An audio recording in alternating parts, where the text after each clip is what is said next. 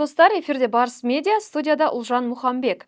Бүгін мемлекет басшысы Қасым-Жомарт Тоқаевтың Қазақстан халқына арнаған 8-ші жолдауы жарияланды.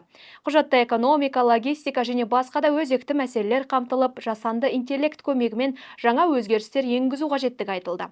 Бұдан бөлек маңызды саяси реформалар қолға алынатыны белгілі болды. Жолдауда нақты не айтылды, ерекшелігі неде болды? Бұл сұрақтарға саясаттанушы Қазбек Майгелдинов жауап береді. Бүгінгі жолдауды енді тыңдадық, иә? Бүгінгі жолдаудың бұрынғы жолдаулардан ерекшелігі неде болды? Менің ойымша, биылғы жолдаудың басты ерекшелігі бұл жолдаудың негізгі бағыттарының барлығы экономиканы цифрландыруға бағытталған. Өзіңіз ойлап қараңыз, ең біріншіден бұл жасанды интеллект министрлігін құру, цифрлық қала, мысалы Алатау қаласын ерекше мәртебе беру туралы, одан кейін цифрлық теңге. Сондықтан осы тұрғыдан алған кезде, менің ойымша, бұл жолдау басымдықты жалпы экономиканың әрбір саласын, ауыл шаруашылық болсын, мысалы президент айтқан инвестиция тарту, тіпті ұлттық қордан бөлек цифрлық активтер қорын құру туралы да, яғни криптовалютамен алдағы уақытта арнайы қор жасау үшін осындай да ұсыныстар жасалды президентпен. Сондықтан бұл жолдаудың ең басты ерекшелігі бұл әрине заман талабына сай. Өйткені президент жақын арада Қытайдан келді. Қазіргі таңдағы технологиялық Қытайдың алдыңғы қатар мемлекет екенін білеміз. Сонымен бірге жасанды интеллект пен цифрландырудың мына әлемдік экономикаға тікелей әсерін өз көзімен көріп біліп отыр президент. Осы мәселе тұрғысынан, мысалы цифрландырудың жан-жақты көп салалы болуы және де осы бір жылдан кешіктірмей, тіпті премьер-министрге 10 күн ішінде де орындалатын арнайы тапсырмалардың беруі, біз қазір осы көштің артында қалып қоймай, цифрландыруды толыққанды меңгеруіміз керек дегенді білдіреді. Енді мемлекет басшысы айта кетті, иә, біз 3 жыл ішінде цифрлы ел болуымыз керек деді. Жалпы Қазақстан дайын ба 3 жыл ішінде, осындай аз уақыттың ішінде цифрлы ел болуға? Менің ойымша, оған барынша алғышарттар бар. Біз мысалы ТМД елдер, тіпті Орталық Азия, Евразия мемлекет кеңістігінде де біздің мемлекетіміздің цифрландыру деңгейі алғашқы ондықта. Өзіңіз ойлап қараңыз, қазіргі таңда 90% мемлекеттік қызметтердің бәрі егоф арқылы, яғни электронды үкімет арқылы жасалынады. Және де бізде мысалы екінші деңгейлі банктердің, Халық банк болсын, Каспий банк, басқа да банктардың арнайы мобильді қосымшаларының барлығы осы мемлекеттік қызметтермен тікелей байланыстырылған. Жалпы бізде қазір құжаттарды алу, құжаттарды рәсімдеу электронды деңгейі Қытайдан кем емес. Мен осы Қытайда бірнеше рет болдым соңғы жылдары. Қытайдың электронды даму деңгейінде біздің де мысалы цифрлық дамуымыз осы арақашықтықты азайтып келе жатырған сияқты. Сонымен қатар президент қойған 3 жылдық меже қазіргі жасанды интеллект даму заманында бұл тіпті мен көптеп те айтар едім. Өйткені мысалы смартфондарды алыңыз, немесе электромобильдердің қазіргі таңдағы даму деңгейін қарайтын болсақ, 1-2 ай ішінде жаңа модельдер шығып жатыр. Ол не деген сөз? Ол қазіргі таңдағы даму қарқыны жылдап емес, айлап есептелетін сияқты. Және де біздегі мына цифрлы ұлтқа айналу үшін жасалынып жатқан әсіресе мына смарт қалалар, смарт жүйелерді енгізу деңгейі жоғары, тек оны барлық республика көлемінде, жаңа президент айтқандай, бірнеше мысалы бізде кеден аймақтарында интернет жоқ деп жатыр, ауыл аймақтарында интернетпен қамтамасыз ету деңгейінде мысалы көтеру керек. Өйткені біркелкі даму ғана бізді толыққанды цифрлы ұлтқа айналдыруға мүмкіндік береді. Енді бұл жылғы жолдау өзіңіз де білесіз, жылдағыдан кешікті. Оған себеп осы Қытайға сапары болды, иә, мемлекет басшысының. Қытайға сапарымен тағы да қалай байланыстыруға болады осы жолдауды, неге кешікті деген сияқты? Менің ойымша, бұл жерде президент арнайы Шанхай ынтымақтастық ұйымының 25-ші саммитін күтті. Өйткені біз бұл Шанхай ынтымақтастық ұйымының төрағасы болдық былтыр, биыл Қытай төрағалық етеді, және де біз осы Шанхай ынтымақтастық ұйымы платформасы арқылы қазіргі таңдағы әлемдегі глобалдық бастамаларға өзіміздің соавтор ретінде, яғни серіктес ретінде айтатын ойымыз бар екен білдірдік. Екі қана мысал келтірейін. Біріншісі, бұл Шанхай ынтымақтастық ұйымының су қорларын сақтау бойынша орталықты Қазақстанда ашуды президент ұсынды. Одан бөлек президент Қытай Халық Республикасы басшысы Си Цзиньпин ұсынған глобалдық жасанды интеллект орталығын Шанхайда құру туралы ұсынысына Қазақстанда Астана хабтың негізінде өңірлік жасанды интеллект хабын құруды ұсынған болатын. Яғни Қазақстан қазіргі таңда әлемдік трендтердің былайша айтқан кезде серіктес ретінде шығып отыр. Осы тұрғыдан алған кезде Қытайдағы сапардан осы жаңа трендтердің, жаңа бастамалардың, жаңа даму көрсеткіштердің қосымша біздің еліміздің қосатын үлесін айқындау үшін бір жағынан, екінші жағынан бүгінгі жолдауда президент өзі айтып отырғандай, мысалы Қытайдағы смарт қалалардың дамуы, Қытайдағы қазіргі жаңа технологиялардың игерілуін, Қазақстандағы мысалы өзі елімізде Алатау Сити қаласы арқылы немесе жаңадан құрылатын жасанды интеллект министрлігінің аясында осы бастамаларды одан әрі алып кету үшін. Бұл жердегі басты мақсат трансферт. Біз жаңа технологиялар трансфертін, жаңа бастамалар трансфертін кешікпей Қытай жаңа бастама бастаса, Қазақстан соны қолдап отыр. Өйткені біз көріп отырмыз, даму деңгейі Қытайдың қазіргі таңда өте жоғары, және де осы сапар барысында президент осындай бастамалардың негізін ала отырып, біздің еліміздегі мына жолдау аясында жаңа технологияларды, цифрлық технологияларды енгізу бойынша жаңа бастамаларды айтып отыр. Бүгінгі жолдауда енді президент бір емес бірнеше атом электр станциясын салу керек, сол арқылы экономиканы көтеру керек деген мәселені де алға тартты. Бұл арқылы экономиканы көтеру қаншалықты мүмкін деп ойлайсыз? АЭС салу арқылы. Бүгінгі таңда атом электр станциясын салу мәселесі бойынша бұл бастаманың ең басында президенттің өзінің тікелей ұсынысы болған, консорциум болу керек. Өйткені біз теңгерімдік саясатты, сыртқы саясатты ұстансақ, мұндай саясатты біздің инвесторлармен де және серіктестермен де ұстануымыз керек. Яғни консорциум дегеніміз ол жерде Ресей де қатысады, ол жерде Қытай да қатысады, бәлкім ол жерде Оңтүстік Корея компаниялары да қатысуы мүмкін. Ал енді екінші, үшінші АЭС бойынша Қытай компанияларының тарту бойынша ұсынысы, бұл біздің ең басты қазіргі цифрландыру болсын, жасанды интеллект болсын, кез келген саланы дамытудың негізгі өзегі болып табылатын бұл энергетикалық қауіпсіздік пен энергетикалық дербестік. Бұл мәселе өте маңызды. Алдағы уақытта біз деген цифрлық қоғамда өмір сүретін болсақ, бізге үздіксіз энергетикалық қауіпсіздік керек. Яғни біз әрдайым біздің кез келген уақытта жаңағы энергетикалық әлеуетімізге нұсқан келмейтініне толыққанды ешқандай кедергісіз асуына міндетті түрде өз тарапымыздан кепілдік болу керек. Міне осы тұрғыдан алған кезде атом электр станциясын салу бұл өзіміздің дербес энергетикалық саясат жүргізуімізге маңызды. Бұл әрине экономиканың өндіруші, жаңа президент айтып отырған өнеркәсіпті дамытуға, жасанды интеллект технологияларын дамытуға, кез келген саланы дамытуға ең біріншіден энергия керек, энергия көзі керек. Және де бұл энергия көзі тұрақты әрі дербес. Ешкімге тәуелді болмау керек. Осы тұрғыдан алған кезде аталып отырған бастамалар, яғни атом электр станциясын екінші, үшінші кезегін салу, бұл өте маңызды.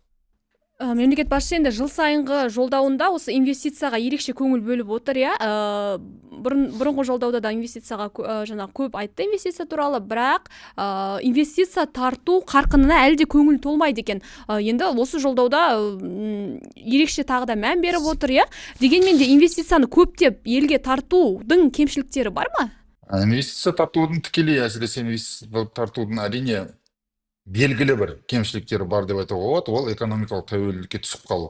Бірақ бұл тұрғыдан алған кезде біздің қазіргі таңдағы жүргізіп отырған теңгерімдік саясатымыз осыған сай келеді. Яғни біз инвестицияны тек қана Қытайдан тартпаймыз. Әрине Қытай Халық Республикасы қазір біздің ең басты сауда серіктесіміз болса да, инвестиция тұрғысынан мысалы біздің басты инвесторларымыз бұл Европа елдері, Нидерланды сияқты. Сондықтан бізде қазіргі таңда инвестиция тарту мақсатында таяу шығыс елдері, одан бөлек Европа, шығыс Европа елдері сияқты әртараптандыру саясаты жүргізіліп жатыр. Екінші мәселе әрине бұл инвестицияны тарту көлемін ұлғайту. Өйткені қазіргі таңда, мысалы соңғы 25 жылғы көрсеткіштерде инвестиция тарту біздің көрсеткіштеріміз мардымсыз, төмендеп бара жатыр. Оған ең біріншіден инвесторлардың осы Қазақстанда бизнес жүргізуге әлеуетін жол ашатын мүмкіндіктер жасау. Өйткені бұл дегеніміз, яғни әсіресе өңірлерде осы инвесторлар тартуға баса назар аудару керек. Ол туралы президент айтып отыр.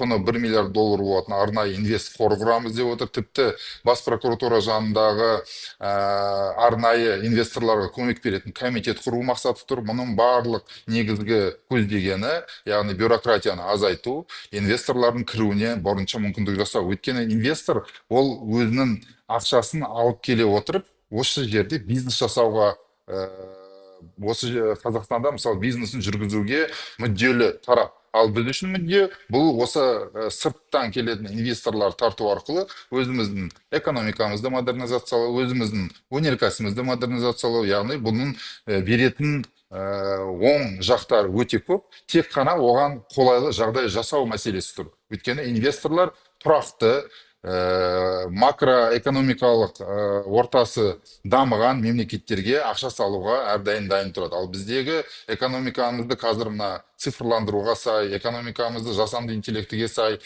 жаңа технологиялар енгізу арқылы дамыту, бұл президенттің жолдаудағы басты месседжі. Осы арқылы біз инвесторларды кеңірек тартуға барынша мүдделі болуымыз керек. Бұл әрине экономикамызға теріс әсер етуден гөрі керісінше оң әсер ететін, бюджеттен түсетін, мысалы бюджеттен үйлестіретін қомақты ақшаға қосымша берілетін ақша. Яғни бұл жердегі осы мәселені түсінуіміз керек. Инвесторлар бұл біздің бюджетке түсетін, немесе бюджетке түсетін қысымды азайтатын, былайша айтқан кезде құралдардың бірі болып саналады.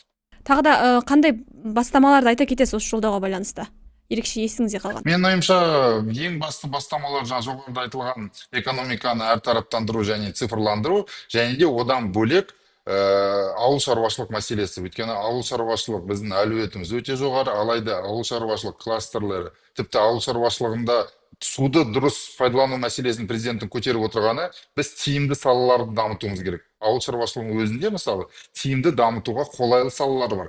Алайда қазіргі таңдағы көрсеткіштердің нәтижесін көріп отырған мемлекет басшысы осы ауыл шаруашылық саласындағы арнайы хабтарды ашу, жерлерді әсіресе қайтару мәселесі өте маңызды. Мысалы аэроғарыш түсіру арқылы елімізде бос жатқан, қаншама пайдаланбай жатқан жерлердің бар екені анықталған, алайда әлі де болса да сол жерлердің мемлекетке қайтарылып, және де мемлекетте мысалы сол жерлерді тиімді пайдалануға дайын отырған бизнеске үйлестіру мәселесі әлі жүзеге аспай отыр, толыққанды жүзеге аспай отыр. Осы мәселені жолдау барысында көтерілуі өте маңызды, өйткені мысалы тіпті көп қоғамда талқылауға түсіп жатқан шабындық жерлерді пайдалануға мүмкіндік жоқ. Көптеген мысалы ауыл шаруашылығында, әсіресе мал шаруашылығында жүрген біздің азаматтар бизнесін дамытайын десе, мал шаруашылығын дамытайын десе, шабындық жерлерге де мүмкіндік ала алмай отыр. Өйткені көп жерлер жекеменшікке өтіп кеткен, ешқандай пайда әкелмейді, пайдаланып жатқан жоқ. Міне осындай жерлерді қайтару туралы президент алдыңғы жолдауларында айтқан болатын. Қазіргі таңда ол жерлердің қайтарылу процесі жүрсе де, оны толыққанды мемлекет тарапына өткізу, және де одан әрі тиімді салаларға мысалы үйлестіру мәселесі жүзеге аспай отыр. Сондықтан осы мәселені көтеру мен үшін жолдау барысында көтерілу маңызды. Бұл біздің алдағы уақыттағы азық-түлік қауіпсіздігін қамтамасыз ету, ауыл шаруашылығын дамытудағы басты құралдарымыздың бірі болмақ. Жолдаудың басты жаңалықтарының бірі президенттің бір палаталы парламент құру туралы ұсынысы. Осыған байланысты елде 2027 жылы референдум өтуі тиіс. Ал бір палаталы парламент бізге қажет пе? Бұл жайлы саясаттанушы Нұргелді Әбдіғани тарқатып айтады. Бүгін президент Қасым-Жомарт Тоқаев Қазақстан халқына жолдауында елімізде саяси реформалардың жалғасатынын айтты, және жалғасы ретінде елімізде бір палаталы парламент құру туралы бастама көтерді. Әлбетте, бұл бастама, бұл ұсыныс қоғамдық талқыға шығарылады. Әуелі сарапшылар, саяси сарапшылар, заң мамандары бұл ұсыныстың қаншалықты актуалдылығын, тиімділігін талқылайтұғын болады. Сонан соң барып қоғамдық дауысқа салынады. Бұл дегеніміз референдум. Осылайша Сенат керек па, жоқ па деген мәселе 2027 жылы жалпы халықтық дауыс беру референдум шешімімен қабылданатын болады. Енді осы Сенат керек па, жоқ па деген мәселеге тоқталайық. Саяси реформаларға қатысты бұндай ұсыныстар бұған дейін де айтылған. Еске сала кетсек, 2007-2008 жылдары Қазақстанның азаматтық саяси ортасы Қазақстанға сенат керек жоқ деген бастама көтерген. Сол бастаманың басы қасында болғандар саясаткер дос көшімдер болды. Кейін 2017 жылдары бұл ұсыныс парламент мінберінде де сөз болды. Парламент кейбір фракциялары Қазақстанға бір палаталы парламент керек деген бастамалар көтерді. Ол кезде Азат Перуашевтар бұл бастаманы қоғамдық талқыға шығарған болатын. Бүгін міне президент Тоқаевтың өзі сенаттың өзінің Қазақстан парламентаризмі тарихындағы миссиясын атқарып болғандығын айтып отыр. Шын мәнісінде Қазақстанға сенат керек па, жоқ па деген мәселеге тоқталайықшы. Қазақстан конституциясында тайға таңба басқандай жазылған бір тұтас унитарлы мемлекет, ал сенат бұл құрама мемлекеттердің, яғни федеративті мемлекеттердің саяси басқару жүйесіне тән құбылыс, тән жағдай. Ал Қазақстан секілді унитарлы мемлекетке, бір тұтас мемлекетке сенаттың қажеттілігі жоқ. Оның үстіне сенат алғашқы құрылған уақытта өзінің тарихи миссиясын атқарды. Сенатқа Қазақстанның өңір-өңірінен, облыстарынан, аймақтарынан өкілдер сайланды. Яғни сенат депутаттары Қазақстанның әр аймақтарының өкілдері еді. Бүгінде бұл функцияны парламенттің мәжілісі атқарып отыр. Мәжіліске де өңірлерден депутаттар сайланып отыр. Сондықтан сенат өзінің тарихи миссиясын мемлекет тәуелсіздігінің алғашқы кезеңдері атқарып болды. Ал оның атқарып болған, яғни мерзімі аяқталған уақыт сонау 2010 жылдардан басталады десек болады. Бәлкім сол 2010 жылдарға дейін сенат керек те болған шығар. Алайда бүгінгі таңда сенат нотариалды кеңсе рөлін ғана атқарушы. Бір сөзбен айтқанда, сенат парламенттің мәжілісі мен президенттің арасындағы көпір рөлін ғана атқарып отыр. Мысалы, мәжіліс заң шығарушы орган, сол секілді сенат та заң шығарушы орган. Мәжіліс заңды әзірлейді, қабылдайды, талқылайды, сонан соң сенаттың қарауына жібереді. Сенат кейбір жағдайда мәжіліс әзірлеген, дайындаған заңды кері қайтарады. Ал қоғамға заң керек. Осылайша бүгінгі сенат тек қана нотариалды палата ғана емес, редколлегиялық қызмет атқарып отыр десек болады. Ал мәжілістің заңды түбегейлі әзірлеп дайындауына өкілеттілігі де, кәсібилігі де, құзыреті де жетеді. Сондықтан бізге мәжіліс дайындаған заңды қатесін түзеп беретін редколлегиялық орган бүгінгі таңда қажет емес деп есептеймін. Бұл субъективті пікірім. Онан соң сенат 95 жылы елімізде күрделі әрі тұрақсыз саяси жағдай болып тұрған сәтте парламенттің жоғарғы палатасы ретінде құрылды. Ол өзінің миссиясын атқарды. Өңірлерден өкілдерді парламентте отырғыздық. Алайда бүгінгі парламенттің сенаты ондай функция, ондай миссияны атқармайды. Ол миссияны мәжілістің өзі атқарады. Сондықтан әлбетте Қазақстанға бір палаталы парламент керек деген бастаманы жеке өзім қолдаймын. Өйткені Қазақстан бір тұтас унитарлы мемлекет. Қазақстан федерация емес. Бұл бірінші мәселе. Екінші мәселе бар. Сенаттың төрағасы конституция бойынша Қазақстандағы тырнақшаның ішіндегі запастағы президент ретінде саналады. Яғни мемлекет басшысына, президентке қандай да бір жағдай орын ала қалған жағдайда сенаттың спикері ел тізгінін уақытша келесі сайлау өткенге дейін тізгіндеуші тұлға саналады. Бұл конституцияда жазылған, бұл заңдарда жазылған. Егер сенаттың өкілеттілігін алып тастайтын болса, демек конституцияға да айтарлықтай өзгерістер енгізу қажет болады. Ол жағдайда Қазақстандағы нөмірі екінші тұлға кім болады, оны да айқындап шешуіміз қажет болады. Сондықтан да президент бүгін бастама көтерген кезде оны қоғамдық талқыға, сарапшылардың талқысына бір жыл шегінде салып отыр. Бір жыл уақыт керек деп айтып отыр. Өйткені бұл жерде сенатты тарқата салу әрине оңайсыз. Ал оның кейбір конституцияда жазылған өкілеттіліктер мен құзыреттіліктерін қалай реформалаймыз деген мәселе басы ашық күйінде қалып отыр. Сондықтан әлбетте бұл тақырыпта бір жылдың көлемінде сарапшылар әртүрлі ой пікірлерін айта жатыр деп есептейміз. Әдеттегідей, мемлекет басшысы экономикалық даму бағытына ерекше назар аударды. Президент экономиканы әртараптандыру, инвестиция тарту және жаңа жұмыс орындарын ашу қажеттігін атап өтті. Бұл мәселелерді біз экономист сарапшы Жангелді Шымшықовпен талқылаймыз. Әсіресе экономикада мынау индустриямызда тау-кен кешенін дамыту барысында әсіресе сирек кездесетін металдардың өндірісін, оларды өңдеу, оларды өндіруге көңіл бөлу қажет екені басты назарға ілігіп отыр бұл жолдауда. Келесі мәселе мынау жасыл энергетикаға байланысты. Бүгін 6,3 гигаватт 5 жылдың ішінде енгізілуге тиісті. Бұл энерго балансты өсіреді дей келе, дегенмен де атом электростанциясын біз жаңағы құрылысын бастап кеттік. Оған да көңіл бөлу керек деп 2-3 қайтарылған. Және Қытайдың да қосылуы бұл құрылысқа атап өтілген, қосылу қажет екені.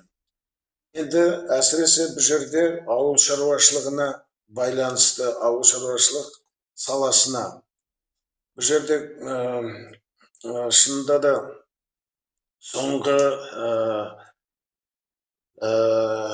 өткен жылда дейді 1 триллион теңге рекорд аграрлық секторға бөлінген қаражатты көрсетеді. Және бұл дейді бұрын соңды болып көрмеген көлемдегі мемлекеттік қолдау деп атап көрсетеді.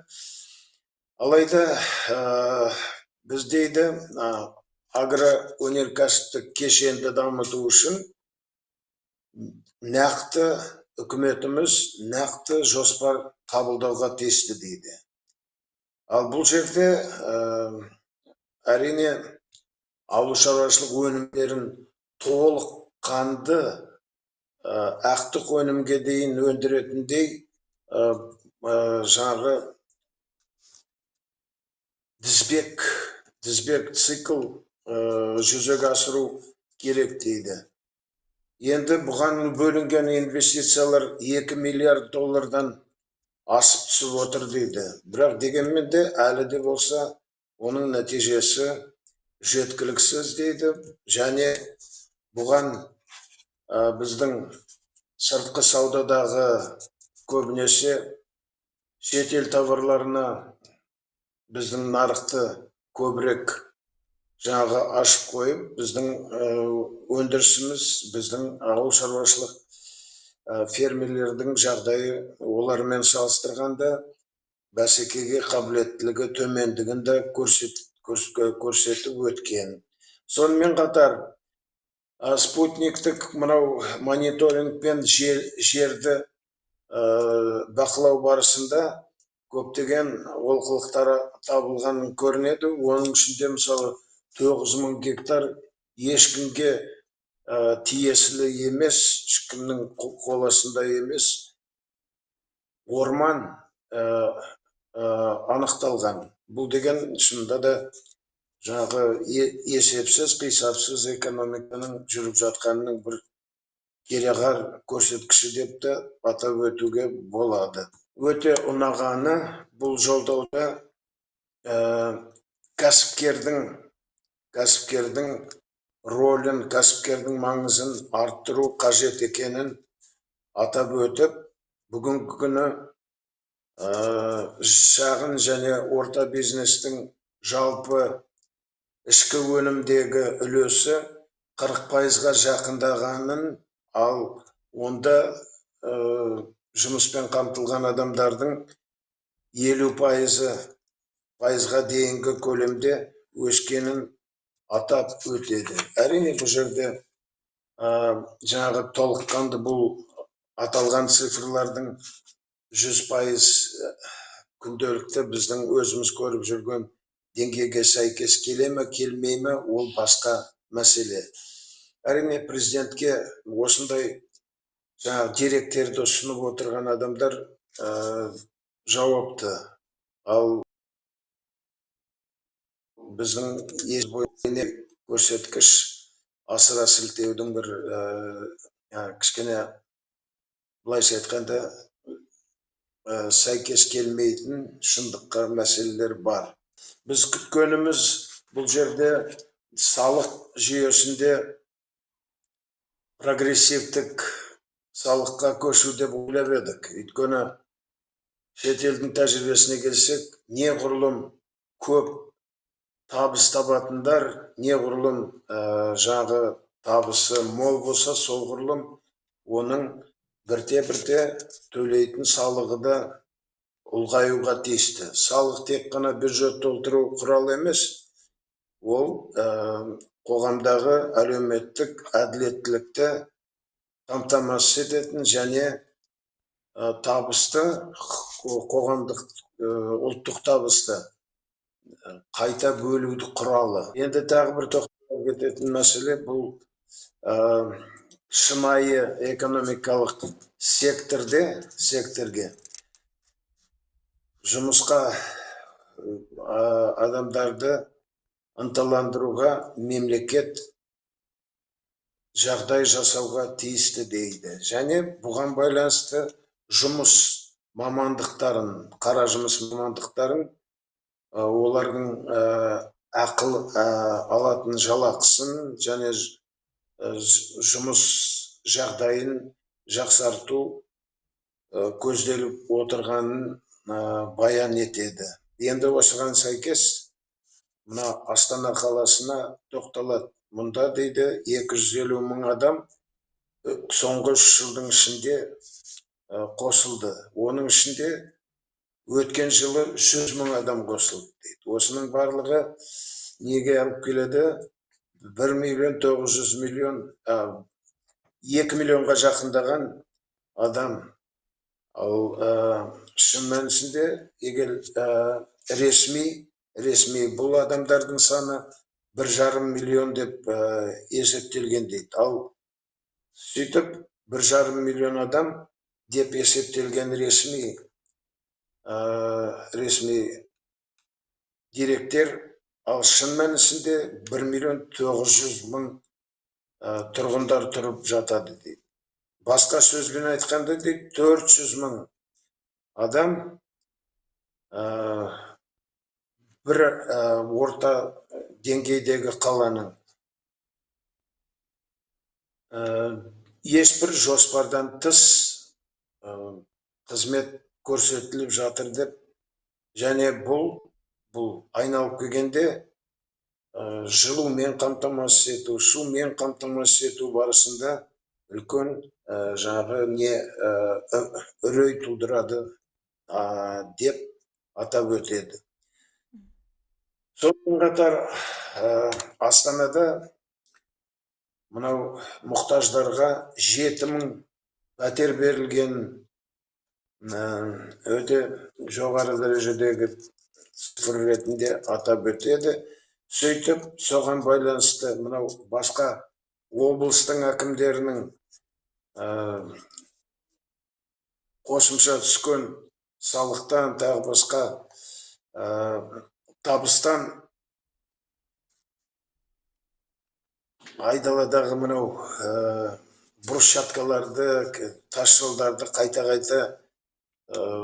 тиімсіз ауыстыруға жұмсап, ал әлеуметтік мәселені шешпегеніне байланысты көптеген адамның Астанаға үдере көшуі екенін, бұның бір өте маңызды проблема немесе мәселе екенін атап көрсетеді. Енді 15 жаңа мектеп салынғанын атап өтеп келіп, әлі де болса мынау емханалардың және ауруханалардың жағдайының толыққанды емес екен, олардың толыққанды қызмет көрсетуге мүмкіндіктері шектеулі екенін атап көрсетеді. Барлығы ненің әсерінен? Барлығы мынау жергілікті жерлердегі әкімшіліктердің толыққанды жұмыс істемей түскен қосымша табысты халыққа жұмсамай, жаңағы мақсатсыз әртүрлі тас жолдарға, брусчаткаларға, тағы басқа керексіз, пайдасыз дүниеге жұмсап, халыққа қамқор болмай отырғанын сын ретінде айтып өтті десек болады. Өндірісті қолдау барысында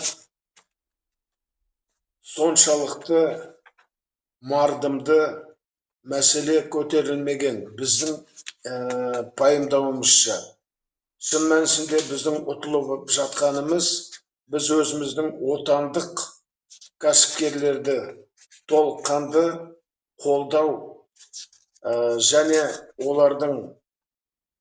олардың бәсекелестікке қабілетінің төмен жағдайында шетелдік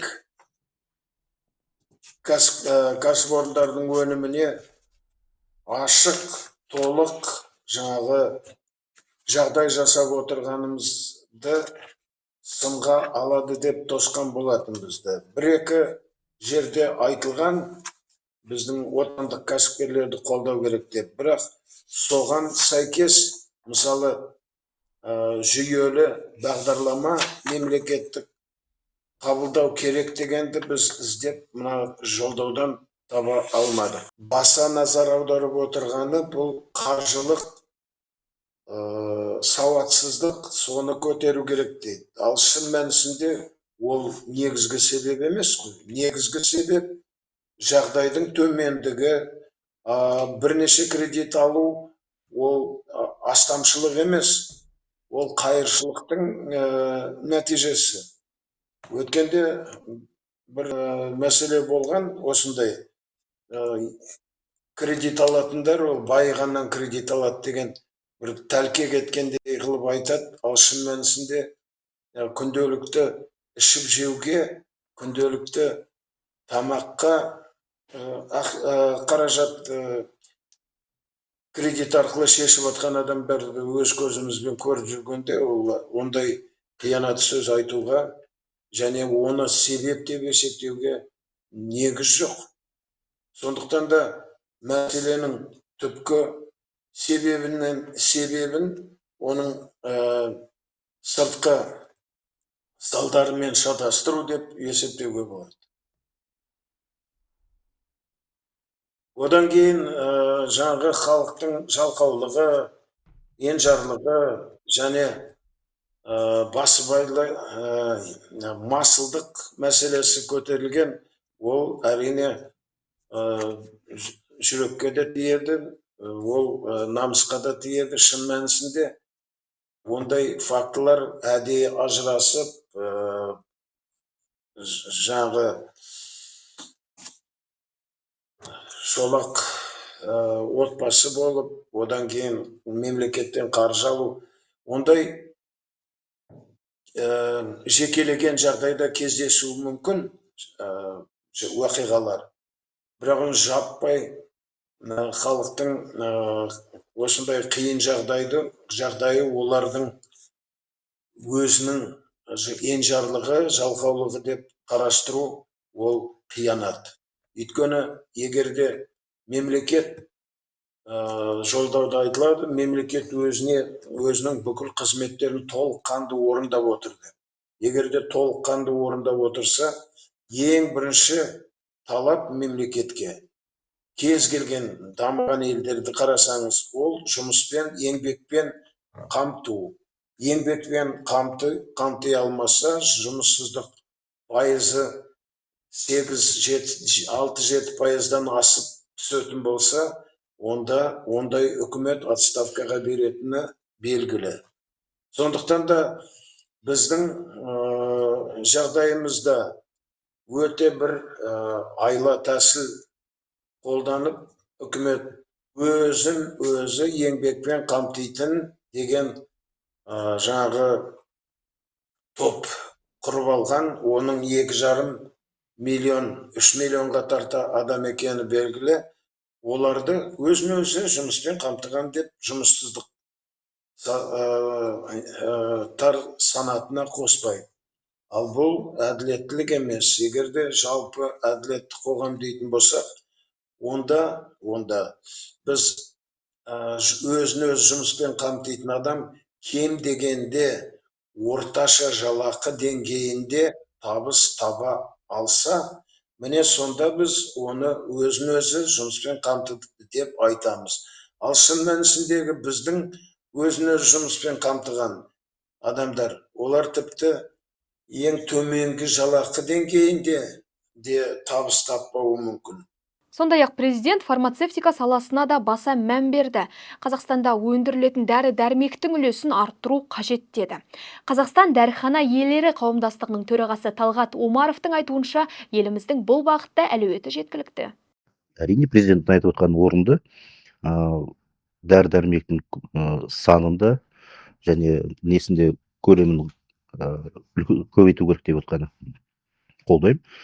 Біз отандық өнім шығаруға потенциалымыз бар, мемлекетпіз, сондықтан осы бағытта жұмыс істеу керек. Денсаулық сақтау министрлігі бюрократияларды азайту керек. Оның үстіне жаңа президентті тыңдасаңыздар, айтқан болатын свободная экономическая зонаға байланысты. Сонда да тиімді пайдалану керек. Осы именно фармацевтика саласында соны тиімді пайдаланса, бізге көп нелер шетелден келеді деп сенімдімін. Оның үстіне Қазақстан қазір үлкен нелерге алып жатыр ғой, аталады, возможностьтарға ие болып жатыр. Тауар тасымалдауы Россияға болсын, Турция, Азербайджан, Европа болсын, мына жақта Қытай, Индия, басқа жақтарға да біз қамтамасыз етуге мүмкіншілігіміз болады. Оның үстіне Қазақстан деген үлкен фармацевтический хаб болу керек әлемдік деңгейдегі. Біз жолдауда көтерілген маңызды мәселелерді сарапшылармен талқылап өттік. Енді халықтың пікіріне құлақ түрейік. Келесі кезек Сағыныш Сабырқызының сауалнамасында. Президенттің жыл сайынғы жолдауы ел назарындағы басты саяси оқиғалардың бірі. Жолдауда айтылған қандай мәселені маңызды деп санайсыз? Ал қандай жағдай назардан тыс қалды? Осы және өзге де сұрақтарды қала тұрғындарынан сұрап көрдік. Қарай, бұл мәселелер білмейді. Бір жағынан жасан теңдейлікті алып тастауда дұрыс сияқты негізі. Оқушыларымыз интернеттен бәрін көшіріп жатыр негізі. Өз ойымен жасамайды әркім. Уақытым жоқ, телевизор қарамаймын. Дамыту керек, 21 ғасыр ғой. Қазір бәрі сол цифрлық жасанды интеллект, бірақ та ол адамның интеллектіне жетпейді бәрібір. Техникалық сұрақтарға жауап береді, а былай логикалық неге жауап беремейді. Мен өзім лично қолданбаймын, интеллектке аса сенбеймін. Бүгінгісін көрмедім мен. Енді дамыту керек шығар заманға қарай. Жоқ, мен қолданбаймын ондай. Көреміз, өзімізге қатысты нәрсені бәрін қараймыз ғой. Бүгінгі барын ертең көрдім, бірақ енді толық емес. Жаңа 2-ші, 3-ші атом электр станциясын салу жөнінде, жаңа цифрлық ені дамытамыз, министрлік құрамыз деп жатыр ғой. Оны көрдім. Енді министрліктер көп қой қазір. Ақша, қанша ақша қалай кетіп отқанын білмей жатырмыз ғой. Енді бәрі цифризацияға келгеннен келу керек шығармыз соған. Пока енді тигізбейтін шығар, бірақ енді болашақта бұл тигізеді деп айтып жатыр ғой енді білгіштер. Енді мен о жағын сараптағам жоқ әлі. Ол енді ол болмайды ғой. Адам кішкене өзі миымен дамытып ойлануымыз керек қой. Баяғы өзіміз совет өкіметі кезінде оқыдық қой енді. Ой, жоқ көрмедім. Осылайша президент жолдауында елдің саяси жүйесін жаңғырту мен экономикалық дамуды қатар алып жүрудің маңыздылығы айқындалды. Сарапшылар да, халық та бұл бастамаларға ерекше назар аударып отыр. Ендігі басты міндет айтылған тапсырмалардың нақты жүзеге асуы. Сіздермен болған Барыс Медиа, амандықта кездескенше.